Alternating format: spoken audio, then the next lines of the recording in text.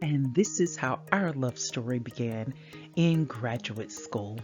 In Greensboro, North Carolina, on the campus of North Carolina Agricultural and Technical State University, more specifically, Smith Hall. We dated long distance for about 6+ years, racking up plenty of frequent flyer miles. Then we got married in North Carolina and we relocated to Minnesota. And here's where our new life began together. Hey fam, thank you guys so much for joining me today. So you guys, I have a guest here. Yay! It's my hubby. He's joining us. All right. Hey you guys, so it is Love Week. So you guys, of course, we're gonna tell our love story.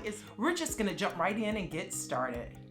So the first question for us is, how did we meet? So honey, did you want to take that question? Sure, I can jump in. And we met in graduate school, and graduate school, just irrespective of where you go, is highly competitive. And Monique and I couldn't stand each other initially. We were on opposing projects. We both wanted to win, and it was tough. And I think the second semester, yes. I think that's when we were fortunate enough to be on the same project. And then you had an apartment at the time. It was a gathering spot for our project, and we began to hang out afterwards. I remember you were pretty nervous the first time I came by solo. I'll let you talk about that one later. Yes, so you guys see, we met in grad school at North Carolina A&T. So the next question for us is, how does your spouse make you laugh? Like, what makes you laugh? So honey, what do I do or say that kind of makes you laugh? Just like maybe out of the blue or anything like that? It's amazing. So I've got 4 left feet. I can't dance at all, and you are quite the dancer. And when we have the music going in the living room and all that stuff, just 90s jokes and how we were raised and all that stuff just comes out. But you're quite the dancer, and we got some shared experiences there.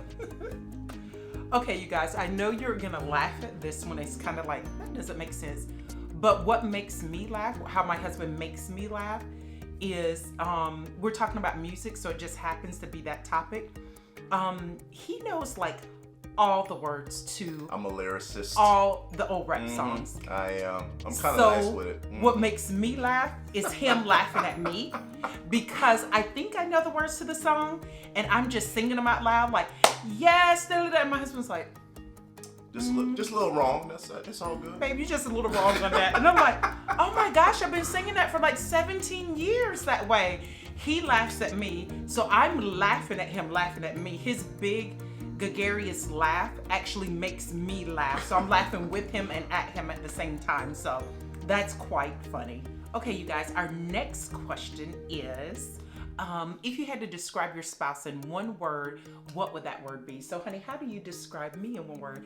It's probably hard to do that, isn't it? Yeah, it is hard to do. You are dynamic. I would say, I need to. Okay. I would say, he's got a bonus one, you guys. Only because he's my hubby, he gets a bonus word. I would say resilience and committed. So anyone that can move from North Carolina to the Twin Cities is just inherently resilient stuff, and you've just been the rock in our relationship. So I certainly appreciate that.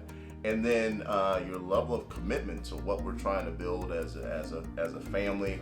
You're just committed to growth as a family. So you guys, he's got me about to cry up here with you guys. Okay. Let's get it together, sister. Let's get it together.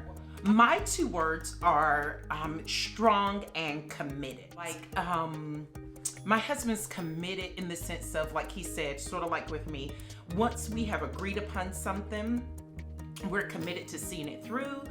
Full steam ahead. Yes. But once my husband gets his teeth into something, it's like he said, full steam It's a ahead. wrap. But I love that. Sometimes, of course, it gets on my nerves because I'm like, oh no, we've already said this. Now we got to commit to it, and my husband's not going to let up. But I love that because it keeps me focused and keeps me challenged. It actually encourages me and makes me want to do better. So what he does for us and the family kind of really just pulls me right along with him. Kicking and screaming sometimes, but I go. There you go. So you mentioned S. I think it was strong. I was thinking suave. What are you talking about? You're talking about you boy. You want to show him your fade, babe? You want to turn to Look at the left. Look at it. Shout out the changes. So with strong, this is what I mean. When my husband sees a need, especially for me to come and fill in the gap where I may be lacking that week and need help. So just being that strong presence, it's almost like you're in a fight with someone and you think, oh, this bully's not gonna push me around. And then the bully takes off running. But all that time you didn't know that this strong person standing behind you going, yeah, right. We can tag in, babe. That's my husband. Yep, he tags in a lot, being my biggest cheerleader and being there for me. Appreciate it, babe. Thank you. Okay, you guys, here's some fun questions that we're getting into. So, who would give whom their last bite of food? What do you think, sweetie? I have no problem being selfish right now. It's you would give me your last bite of food before I give you my last bite of food.